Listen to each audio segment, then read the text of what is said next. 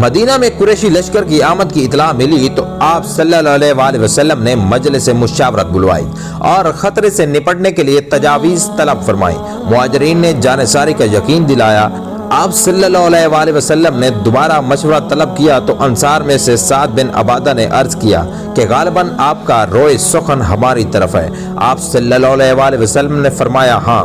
حضرت سعد بن عبادہ نے عرض کیا کہ یا رسول اللہ صلی اللہ علیہ وسلم، ہم آپ پر ایمان لاتے ہیں، ہم نے آپ کی تصدیق کی ہے اور گواہی دی ہے کہ جو کتاب آپ لائے ہیں وہ حق ہے، اور ہم نے آپ کی اطاعت کی اور فرما برداری کا عہد کیا ہے۔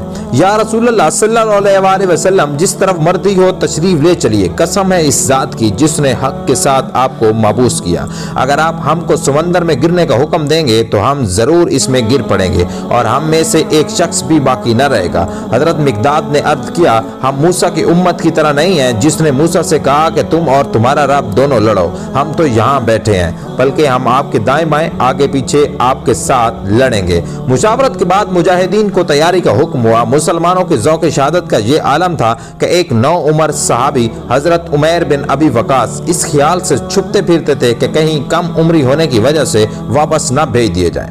اس کے باوجود مجاہدین کی کل تعداد 313 سے زیادہ نہ ہو سکی۔ یہ لشکر اس شان سے میدان کارزار کی طرف بڑھ رہا تھا کہ کسی کے پاس لڑنے کے لیے پورے ہتھیار بھی نہ تھے۔ پورے لشکر کے پاس صرف 70 اونٹ اور 2 گھوڑے تھے جن پر باری باری سواری کرتے تھے۔ مقام بدر پر پہنچ کر ایک چشمے کے قریب یہ مختصر سا لشکر خیمہ زن ہوا۔ مقابلے پر 3 گنا سے زیادہ لشکر تھا۔ 1000 قریشی جوان جن میں سے اکثر سر سے پاؤں تک اہنی لباس میں ملوث تھے، وہ اس خیال سے بدمست تھے کہ وہ صبح ہوتے ہی اس مٹھی بھر فاقہ کشوں کا خاتمہ کر دیں گے، لیکن قدرت کا مسئلہ کوئی اور ہی تھا، اللہ کو کچھ اور ہی منظور تھا۔ رات بھر قریشی لشکر عیاشی اور بدمستی کا شکار رہا۔ خدا کے نبی نے خدا کے حضور آہو زاری میں گزاری اور قادر مطلق نے فتح کی بشارت دے دی۔ جس طرف مسلمانوں کا پڑاؤ تھا وہاں پانی کی کمی تھی اور ریت مسلمانوں کے گھوڑوں کے لیے مضر ثابت ہو سکتی تھی، لیکن خدا وند تعالی نے بران رحمت سے مسلمانوں کی یہ دونوں دقتیں دور کر دیں۔ ریت جم گئی اور قریشی لشکر کے پڑاؤ والی مقبوضہ چکنی مٹی کی زمین پر کیچڑ پیدا ہو گیا۔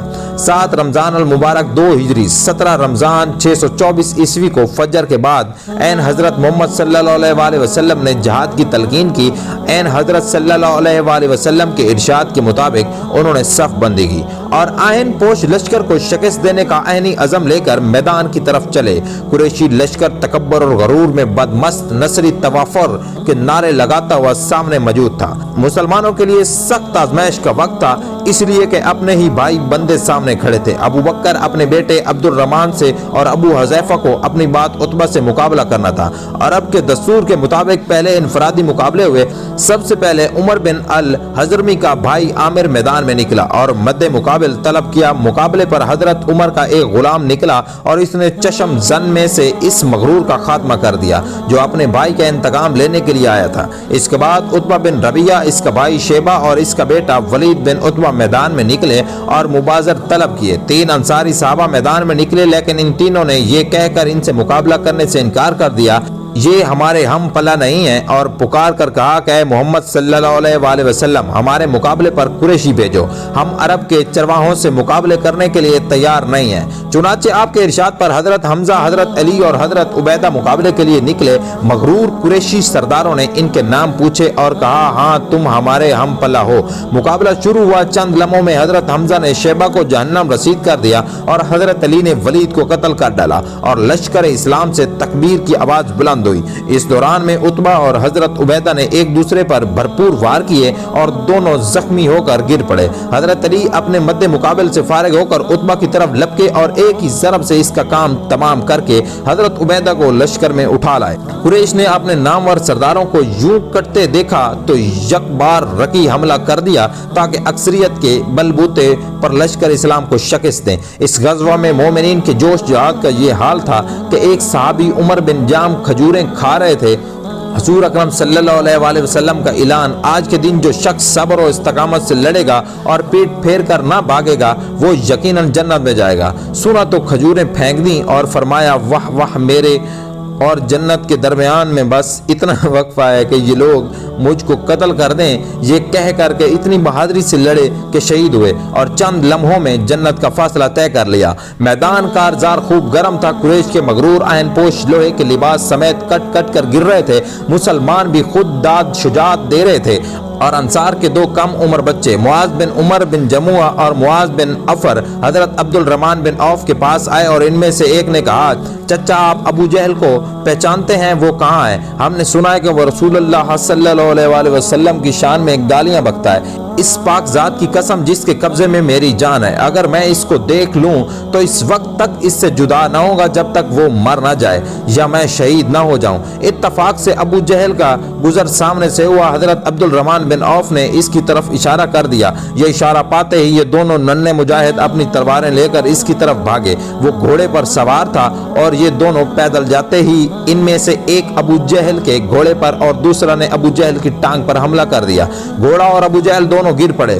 اکرمہ بن ابو جہل نے معاذ بن عمر کے کندھے پر وار کیا اور ان کا بازو لٹک گیا۔ باہمت نوجوان نے بازو کو راستے میں حائل ہوتے دیکھا تو پاؤں کے نیچے لے کر اسے الگ کر دیا اور ایک ہی ہاتھ سے اپنے شکار پر حملہ کر دیا۔ اتنے میں معاذ بن افرا کے بھائی معاذ وہاں پہنچے اور انہوں نے ابو جہل کو ٹھنڈا کر دیا اور عبداللہ بن مسعود نے اس کا سر تن سے جدا کر دیا۔